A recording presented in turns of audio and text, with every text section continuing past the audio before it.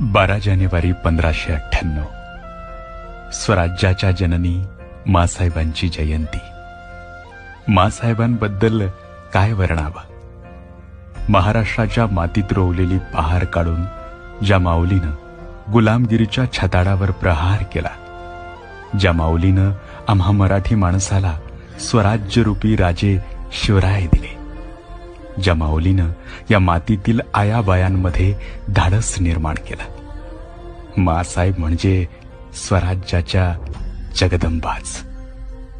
इथल्या प्रत्येक स्त्रीने आऊसाहेबांच्या चारित्र्यातून एक गोष्ट नक्की शिकावी, ती म्हणजे दूरदृष्टिकोन.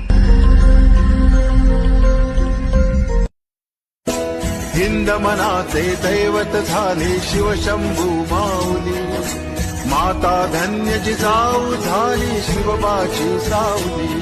केला